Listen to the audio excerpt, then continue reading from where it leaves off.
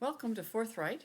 I'm Sulani Madsen, reading last week's column posing a question about the professional ethics of professional bureaucrats and professional politicians. Originally published Thursday, July 20, 2023 in the Spokane Review and headlined, Rationalizing the Political Revolving Door. There's no precedent for a cabinet-level state employee running for mayor of a major city. Lisa Brown's candidacy in the city of Spokane is raising new ethical questions about the revolving door in and out of public service. Let's say a state employee signs off on a multi-million-dollar contract for widgets with the Widget Wizard Inc., resigns from the state and goes to work for the company as chief widget manager. Washington's Ethics and Public Service Law specifically addresses blocking the revolving door between public service and private enterprise. But what about the revolving door between state employment and municipal employment? Few ethical dilemmas are as clear as the widget example, and even then, the enforcement mechanism is weak. The legislature set up the Executive Ethics Board in 1995 with the intent to provide better guidance and to address what was described as, quote, the absence of a credible enforcement process which involves citizen participation, end quote. There's still no realistic enforcement process, according to political activist Glenn Morgan.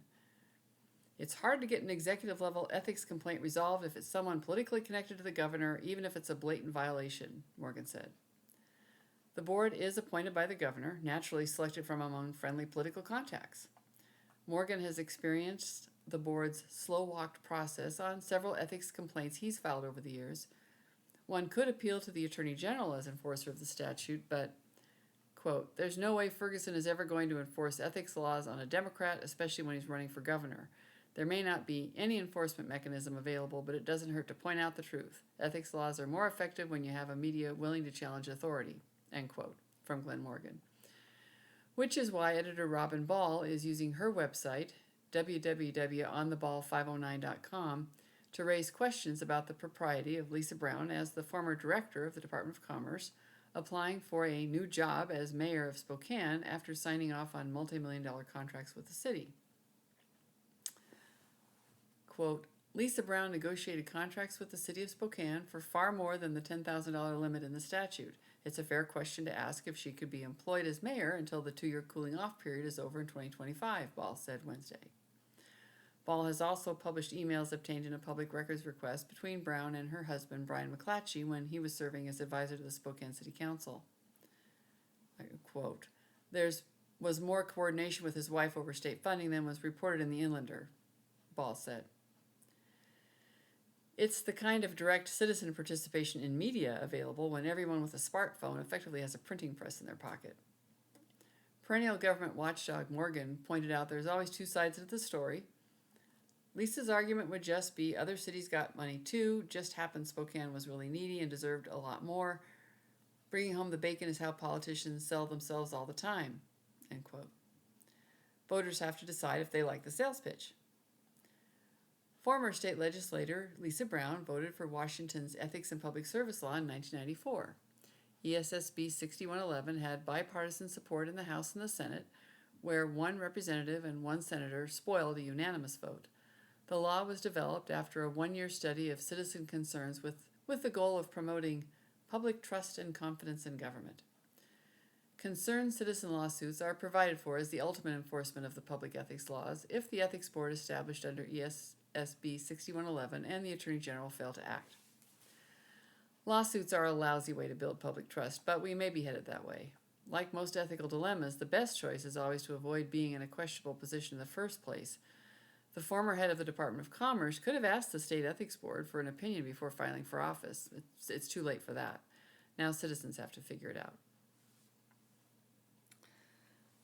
So the column was inspired by a series of articles posted with backup links to sources on the hyperlocal news website ontheball509.com, an example of the new media landscape where a printing press or a network news feed is in every cell phone. I do appreciate the website because it provides links to sources, and then I can dig in myself and see if I reach the same conclusions or have the same questions, and it's why I try to remember to post links to the sources I've read behind each column on the Substack post. Prevention as the best policy is something I tried to teach students in the School of Design and Construction at WSU. I would give a toss-up question at the beginning of class for ethical dilemmas that they might find themselves in as professionals, and 5 minutes for discussion with 2 to 4 classmates. As I moved around the room checking each table, one young woman turned to me and said, "But there's not a right answer." And she was right. Once stuck on the horns of a dilemma, there's no way off without leaving damage. On this specific subject, chatting with my neighbor, Senator Mark Schessler, before publication, he pointed out there's an ethical perception problem whenever a profession polices itself. He said, think about complaints to the Bar Association about shyster lawyers. And I'd have to agree. Medical boards, engineering and architecture licensing boards, they're all dominated by members of the profession, and it's logical. They're familiar with the technical challenges, and professional licensing boards do include at least one citizen member from outside the profession to ask questions. Politics is different, however. We the people expect them to simply be neighbors who have volunteered for an important duty but are otherwise on the same plane as us and not a class unto themselves. They are not our leaders, they are our representatives. So feedback to the column was generally positive, and very positive actually, but I always gain more insights from reading critics. One of my favorite exchanges with readers over this column was with a frequent commenter on Twitter, someone I only know by her pseudonym of @FarmerGran. We disagree on political issues all the time, but she handles herself on social media with civility and humor, and so I like to keep that exchange up. And she said, Jerry Brown was governor of California, then Secretary of State in California before he became the mayor of Oakland, so Lisa's not setting some precedent. It's been done before. And that honestly really puzzled me, and I replied, well, not in Washington. Does California have the same Washington statute that says it's probably a bad idea? And she pointed out, you didn't specify Washington in your article. I was just pointing out what Lisa's doing is not unprecedented. I had to think about that for a sec because I was just talking about Washington. It didn't even occur to me that I needed to say so. And in Gettysburg a couple weeks ago, my dorm roommate and one of my Braver Angels Central Eastern Washington co-chairs had teasingly said she was going to start calling me Miss Washington because I was so clearly born and raised here. I just tunnel visioned in on, of course I'm talking about Washington. Like Robert E. Lee choosing his state of Virginia when offered the command of the Union Army, I would choose my state over my country if push came to shove. But I digress. Rapid trails are just a killer for writing columns. I clarified to Farmer Gran what I meant, and I asked her about Lisa Brown's situation, and her reply was, honestly, it doesn't bother me, but I've only been a Washingtonian for 6 years, so I'm still trying to figure out how the government works up here.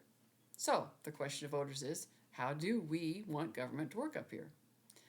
Another exchange was on LinkedIn with Susan Ash of Spokane. We have a collegial relationship. We've crossed paths in various professional capacities over the years, and I always enjoy talking with Susan, even though we also disagree on many political issues. Susan replied to a post of my column on LinkedIn saying, I want the most qualified candidate to serve as mayor of Spokane, and the clear choice is Lisa Brown. I view the issue raised here and by Republican Robin Ball as a classic red herring, a diversionary campaign. There is no there. If this was a real issue, it would have been raised when former Senate Majority Leader Jim West moved from that position into the mayor's office for whom I worked. And she's right, Robin Ball is a past chair of the Spokane County Republicans. She is a Republican. But I replied online saying the legislature has a different ethics law, so Jim West's service is a red herring. And I realized, this was part of my response to Susan, I think everyone wants the best qualified, but people have different qualifications in mind as best. There's 2 candidates, there's different qualifications. And in the case of the mayoral race, there actually are 3 candidates, but each candidate brings a different set of qualifications. So what voters are really picking is, which set of qualifications do you believe best represents how you want them to pursue the job, or what you want them to bring to the job as their background knowledge? Lisa Brown's career has been in government, in elected and appointed positions, and as a professor at a university with a narrow focus on one area of study. Nadine Woodward has worked in the private sector, reporting on a broad range of issues, and owns and operates a small business with her husband. I don't know Tim Archer as well. His background is as a firefighter, so he's also been a public servant.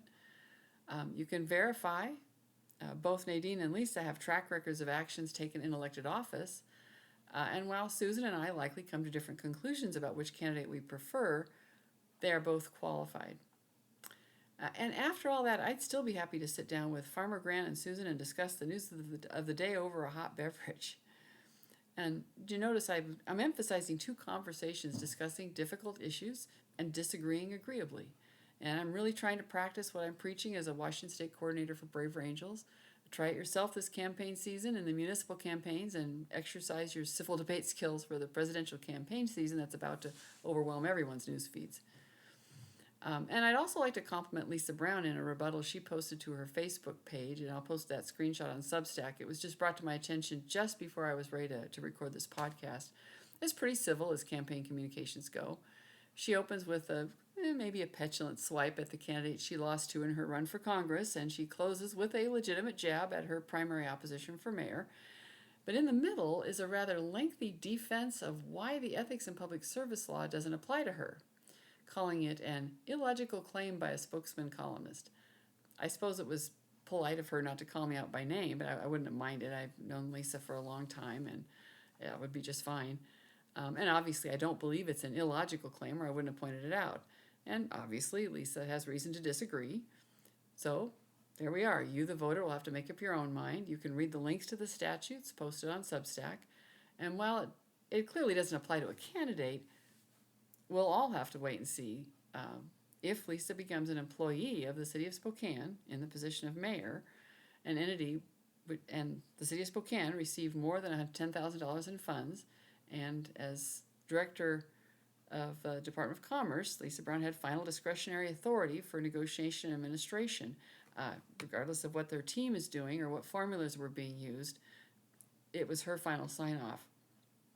But, attorneys can argue both sides very well. So at the point, if we reach a point where Lisa is an employee of the city of Spokane, I'm pretty sure we will get to hear from a passel of attorneys and a judge or two what the intent of the law is for this groundbreaking case in Washington, for which there is no precedent at this point.